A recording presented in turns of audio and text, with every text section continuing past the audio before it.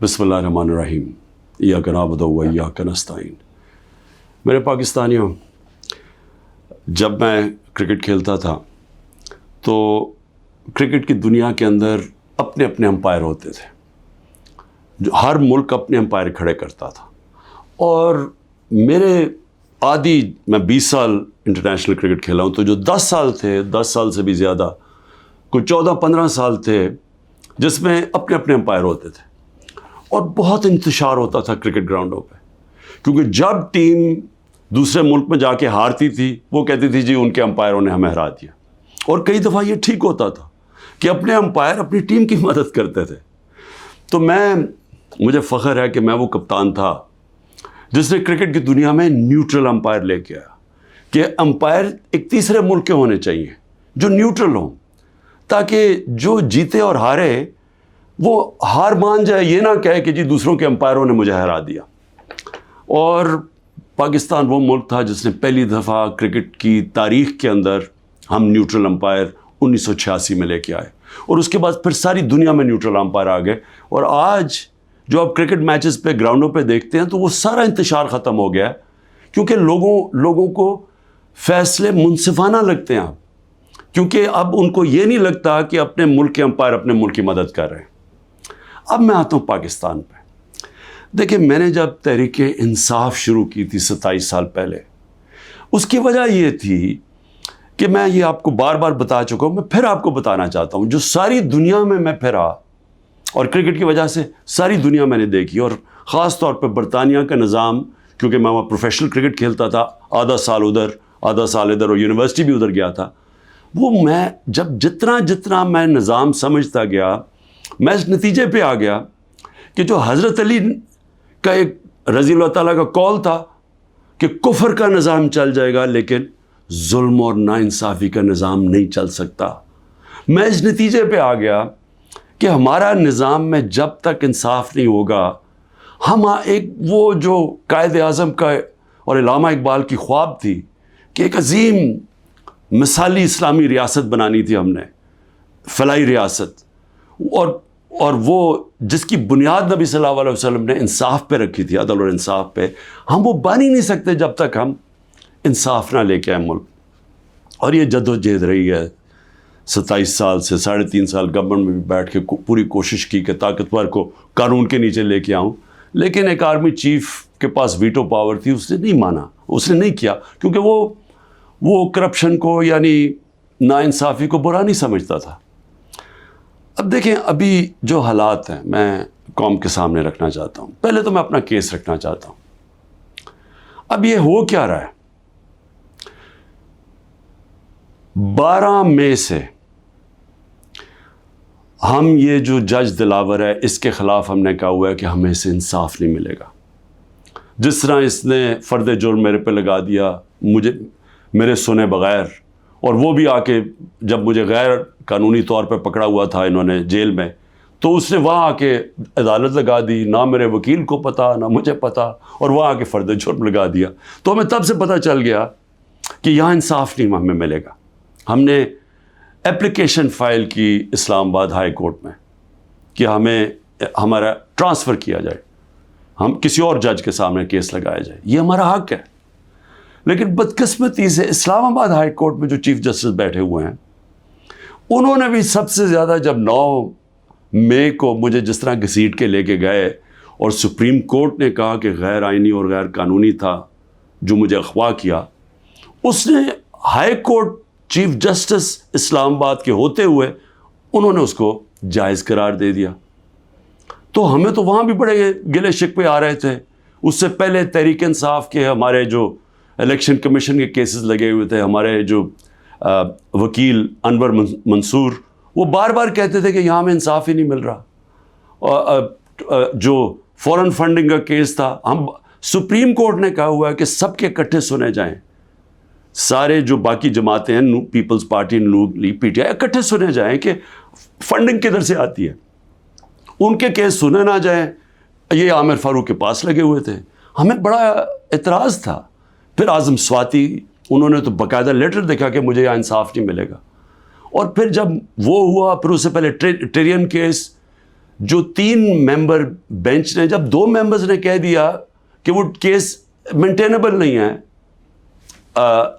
Justice صاحب نے وہ کیس لے کے بیٹھ گئے. تو ہم نے پھر دونوں کی طرف، ہم نے دونوں ججز کا کہا کہ یہ ہمیں ان امپائرز پہ اعتماد نہیں ہے، یہ ہمارا رائٹ ہے. ہم نے ریکوزل کا کہا. اب آج کیا ہوتا ہے؟ آج جو سپریم کورٹ میں ہم پہلے جب یہاں سے نہیں انصاف ملا، پھر ہم اسلام آباد ہائی کورٹ گئے، وہاں انصاف نہیں ملنا تھا، ہم سپریم کورٹ چلے گئے. سپریم کورٹ نے کہا کہ جو ہماری پٹیشنز لگی ہوئی ہیں ہائی کورٹ میں، وہ سب اکٹھی سنی جائیں. اب آج اکٹھی سنی نہیں گئی پٹیشنز. جو ہماری پٹیشن تھی ٹرانسفر کی، ہماری ریکوزل کی، ہم نے کہا کہ جسٹس عامر کو ہماری نہیں سننی چاہیے ہماری پٹیشنز، وہ بھی ڈسمس ہو گئی، وہ اگنور ہو گئی. جو ہم نے گواہ کا کہا ہوا تھا کہ ہمیں گواہ کا تو موقع دیں کہ ہم فیئر ٹرائل، اور اب تو میں خیر وکیل ہی بن گیا ہوں کہ آرٹیکل کا آئین کا 10A کہتا ہے فیئر ٹرائل کے اندر ہمیں موقع ملنا چاہیے کہ ہم اپنے گواہ پیش کریں. اور وہ گواہ ڈال دیے آگے، اور کل انہوں نے کہہ دیا کہ ہمایوں دلاور ہماری فائنل آرگیومنٹ سن سکے. اب ہماری فائنل آرگیومنٹ وکیل کیسے کرے جب ہمارے گواہی نہیں پیش ہوا ہے؟ یہ فیئر ٹرائل کیسے ہوتا ہے؟ آج انہوں نے یہ فیصلہ کر دیا.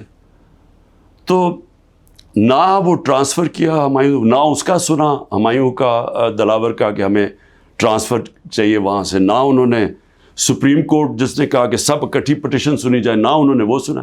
7 پٹیشنز تھیں، ان میں سے انہوں نے صرف جو باقی آگے کر دی یا ڈسمس کر دی، اور جو اصل ہم ٹرانسفر چاہتے تھے وہ کی نہیں. اور یہ بھی نہیں اسے باؤنڈ کیا کل دلاور کو، کہ جج دلاور کو، کہ وہ تب تک فیصلہ نہیں کر سکتے، آرگیومنٹس پوری نہیں سن سکتے جب تک ہمارے گواہ پیش نہ ہوں. اب وہ کل کے اوپر پھر ڈال دیے. اب میں صرف یہ کہنا چاہتا ہوں کہ دیکھیں، فیصلہ جو بھی آ جائے گا ڈسکوالیفائی کر دیں گے. کیا میں مطمئن ہوں گا؟ کیا یہ قوم مان جائے گی اس فیصلے کو؟ سب کو پتہ ہے کہ یہ 200 تقریباً کیسز ہیں. مقصد صرف ایک ہے، کسی طرح عمران خان کو راستے سے ہٹایا جائے، کسی طرح تحریک انصاف کو ختم کیا جائے. یہ سب کو پتہ ہے یہ کیا ہو رہا ہے. 9 مئی جب بھی انشاءاللہ کسی دن اس ملک میں آزادانہ تحقیقات ہوں گی، 9 مئی پہ چیزیں سامنے آ جائیں گی. اور یہ کبھی بھی نہیں ہوا کہ ایک سائڈ فیصلہ کر لیتی ہے، گورنمنٹ کا فیصلہ کہ جی تحریک انصاف اس کے اندر گلٹی ہے، ہم قصوروار ہیں، اور ہمارا موقف ہی نہیں سامنے رکھا جا رہا. ہمیشہ جج دونوں سائڈز سن کے فیصلہ کرتا ہے. تو وہ اب نظر آ رہا ہے کہ جس طرف جا رہا ہے، وہ جو انہوں نے 9 مئی کے بعد جو کیا، سارے ملک کے اندر تحریک انصاف کے اوپر کریک ڈاؤن ہو گیا. وہ چلتا آ رہا ہے، ابھی بھی کریک ڈاؤن آ رہا ہے، اور نظر آ رہا ہے کہ کسی نہ کسی طرح پارٹی کو ختم کیا جائے. اب جو بھی یہ کر رہے ہیں کریک ڈاؤن، سارے جو بھی لوگ اس کے پیچھے ہیں، کیا ان کو یہ پتہ نہیں ہے کہ پارٹی تب ختم ہوتی ہے جب اس کا ووٹ بینک ختم ہوتا ہے؟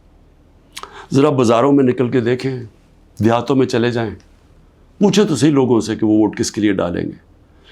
جتنا ظلم ہمارے اوپر بڑھتا جا رہا ہے، اتنا ہی ہمارا ووٹ بینک بڑھتا جا رہا ہے. پارٹی تو ایسے نہیں ختم ہونے لگی.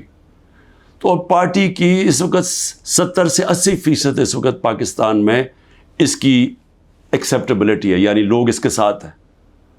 تو جو ایک وہ نظام آ رہا ہے جو کہ 70 سے 80% لوگوں کی رائے کو ختم کرنا چاہتے ہیں، اور ایک اور کوئی نظام لینا چاہتے ہیں. کیا ہمیں اندازہ ہو رہا ہے کہ ہم ملک کو کس طرف لے کے جا رہے ہیں؟ اور میں ایک وہ پاکستانی ہوتے ہوئے جس کا جینا مرنا یہاں ہے، جو باہر نہیں جانے لگا، جس کے پاس کوئی پیسے بینکوں میں باہر نہیں پڑے ہوئے، کوئی پراپرٹی باہر نہیں ہے، جو تھی بیچ کے پاکستان آ گیا ہے، وہ پاکستانی آج کہہ رہا ہے کہ اس وقت ضرورت ہے کہ سوچیں کہ ہم یہ ملک سے کیا کر رہے ہیں. ایک جماعت اور ایک لیڈر کو باہر کرتے کتنا نقصان کر رہے ہیں اپنے ملک کو. اور جو بھی یہ پلان بن رہے ہیں کہ اس کے کوئی ملک چل جائے گا ڈنڈے کے زور سے، لوگوں کو جیلوں میں ڈال کے، ایک پولیس اسٹیٹ بنا کے، ان کو دنیا کی تاریخ کا کوئی تاریخ کا آئیڈیا ہی نہیں ہے. آپ یہ دیکھیں، میں یہ اپنی قوم کو صرف آپ کو ایک قسم کا تاریخ کا لیسن بھی دینا چاہتا ہوں، ہر اپنے نوجوانوں کو خاص طور پہ. میں یہ پہلے بھی کہہ چکا ہوں، 1945 میں دوسری جنگ عظیم کے بعد یورپ آدھا ہو گیا، آدھا چلا گیا جمہوریت کی طرف، آدھا چلا گیا یہ پولیس اسٹیٹ بن گیا ڈکٹیٹرشپ کی طرف. آدھے میں انہوں نے ان کو بند کر کے کنٹرول کیا، لوگوں کو ان کی آزادی رائے ختم کی، حقیقی جمہوریت ختم کر دی، حقیقی آزادی ختم کر دی. آدھی آزاد ہو گیا. ساری دنیا کے سامنے 50 سال کے بعد نتیجہ آ گیا. جو آزاد تھے وہ خوشحال ہو گئے. وہ آج بھی وہ جو جن ملکوں کے اندر جو وہی یورپین تھے جدھر آزادی نہیں تھی، آج بھی وہ پیچھے ہیں ابھی تک. حالانکہ وہاں جمہوریت بھی آ گئی کئی ملکوں میں، لیکن ابھی بھی وہ پیچھے ہیں. ایسٹ جرمنی، ویسٹ جرمنی ایک وہی جرمن لوگ تھے. جدھر ڈکٹیٹرشپ آ گئی، یعنی ان کو اسی طرح کی جو ہمیں جس طرف لے کے جا رہے ہیں، وہاں غربت آ گئی. مقابلہ اس کا ویسٹ جرمنی میں جو خوشحال ترین دنیا کی طاقتور ملک بن گیا معاشی طور پہ. تو یہ تو ایک تاریخ ہمارے سامنے ہے. ساؤتھ کوریا، نارتھ کوریا میں وہی ڈکٹیٹرشپ، آزادی رائے بند، آزادی ختم. آج نارتھ کوریا کو دیکھیں، اور جو حقیقی آزادی ساؤتھ کوریا میں تھی، وہ خوشحال دنیا کا خوشحال ترین ملک بن گیا. تو میں عرض یہ کرنا چاہتا ہوں کہ یہ جو ہم کرنے جا رہے ہیں، یہ ہم اپنے ملک کو تباہی کی طرف دھکیل رہے ہیں. ہم یہ جو ایک عوام کو ان کا جو سب سے بڑا حق ہوتا ہے ووٹ ڈالنے کا، آزادی رائے، ایک منتخب کرے عوام اپنی کون سی گورنمنٹ وہ چاہتے ہیں. وہ جو آزاد ملک ہوتے ہیں وہی ترقی کرتے ہیں. ہم دوسری طرف جا رہے ہیں، اور ہم ایک خوف کی فضا ایسی بنائی ہوئی ہے. یہاں جو طاقت میں ہیں وہ لوگ یہ سمجھتے ہیں کہ جتنا ظلم کریں گے لوگ ڈر جائیں گے. تو ڈر کیا جائیں گے؟ غلام بن جائیں گے، یعنی خوف کے غلام بن جائیں گے، ظلم کے سامنے جھک جائیں گے. جو میں بار بار مثال دیتا ہوں، جو یزید نے کیا کوفہ کے لوگوں سے، اپنا گورنر بٹھایا، اس نے ان کو ظلم کر کے ان کو سیم کے وہ لوگ بنا دیے جو جانوروں کے اوپر یعنی جانوروں کے لیول پہ پہنچ گئے. تو آج ہم وہی کر رہے ہیں پاکستان سے. مجھے آج ابھی میں وکیلوں سے مل رہا تھا، انہوں نے مجھے خبر دی کہ جو ہمارے سینئر لوگ جیلوں میں، ایک تو وہ ہیں جو کہ ہمارے کارکن جیلوں میں برے حالات میں ہیں، لیکن وہ جوان ہیں، تکڑے ہیں. لیکن جو سینئر لوگ ہیں، انہوں نے مجھے رپورٹ دی، ڈاکٹر یاسمین کتنی دفعہ بیمار ہوئی ہیں، تقریباً 75 سال کی ہیں. محمود رشید وہ 70 سال سے اوپر ہے، ان کو ہارٹ پرابلم ہے، وہ کس مشکل سے گزر رہے ہیں، بیمار ہوئے کتنی دفعہ. اعجاز چودھری تقریباً 10 kg اپنا وزن لوز کر بیٹھے، ڈائبیٹک ہیں. عالیہ حمزہ بڑی بری طرح بیمار رہی، ابھی وکیل نے بتایا کہ اس باری ملے وہ تھوڑی ٹھیک تھی. تو میں عمر چیمہ کے حالات بتائے، وہ ویٹ لوز کر بیٹھا ہے، اس کی بیوی عدالت میں گئی، ان کو پکڑ کے جیل میں ڈال دیا. تو یہ کیا پیغام دیا جا رہا ہے کہ یہ خوف پھیلایا جا رہا ہے کنٹرول کرنے کے لیے لوگوں کو. اور علی امین ہمارے پختونخوا کے پریزیڈنٹ، ان کے گھر میں 6 گھنٹے پولیس گھس گئی، کوئی سرچ وارنٹ نہیں تھی.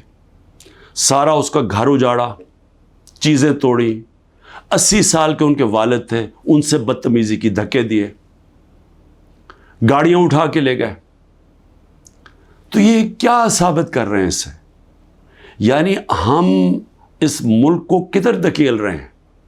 یہ خوف پھیلانے کے لیے اور لوگوں کو کنٹرول کرنے کے لیے ہم آج وہ چیز کر رہے ہیں کہ اپنی پولیس کو تباہ کر رہے ہیں. جب پولیس سے اس طرح کی غیر قانونی کام کرواتے ہیں ہم، تو یاد رکھیں پولیس خود بھی یہ کاموں پہ لگ جاتی ہے. آپ جب پولیس کو آرڈر دیتے ہیں کہ یہ جا کے کسی گھروں میں گھسو، گھر برباد کرو، خوف پھیلانے کے لیے، تو ہم پولیس فورس کو تباہ کر رہے ہیں. آگے ہماری پولیس کے حالات اچھے نہیں ہیں. آگے ہمیں پتہ ہے کہ ہماری پولیس، لوگ اون نہیں کرتے اپنی پولیس کو. لوگ سمجھتے ہیں پختونخوا میں ہم نے بڑی محنت کی تھی جب آئی جی درانی کو ہم لے کے گئے وہاں، اور انہوں نے پولیس کو ایک ایسی پولیس فورس بنایا کہ عوام اور پولیس ایک ہو گئی. آج پختونخوا کے اندر وہ نہیں ہو رہا. آج پولیس کے خلاف نفرت ہو رہی ہے کیونکہ اس سے غلط کام کروائے جا رہے ہیں، اس سے قانون توڑا جا رہا ہے. جن کا کام قانون کو اپ ہولڈ کرنا ہے وہ قانون توڑ رہے ہیں، اور یہ ہر جگہ ہو رہا ہے. یہ ہر جگہ جدھر تحریک انصاف ہے. اس کا 9 میں سے اب کوئی تعلق نہیں ہے. افتخار درانی کو اٹھا لیا، وہ تو میڈیا کا آدمی ہے، اس کا 9 میں سے کیا تعلق ہے؟ عمران ریاض ابھی تک غائب ہیں، 3 مہینے ہونے لگے ہیں، بچے ہیں ان کے، اس کا 9 میں سے کیا تعلق تھا؟ 9 میں ایک بہانہ تھا، ایک پہلے سے پلان بنا ہوا تھا پارٹی کو کرش کرنا. لیکن پارٹی کرش کیسے ہوگی جبکہ اس کا ووٹ بینک بڑھتا جا رہا ہے، لوگوں پہ ظلم کرتے جا رہے ہیں، لیکن پارٹی تو بڑھتی جا رہی ہے. تو کیا یا تو الیکشن کبھی نہیں کروانا، لیکن جب بھی الیکشن ہوگا، یہ میری آج آپ پیشن گوئی سن لیں، جیسا جو جتنی مرضی آپ کوشش کر لیں، جب الیکشن ہوگا اور جو پبلک اس ملک کی نکلے گی، آپ جو مرضی کر لیں، تحریک انصاف کو جیتنے سے نہیں روک سکتے انشاءاللہ.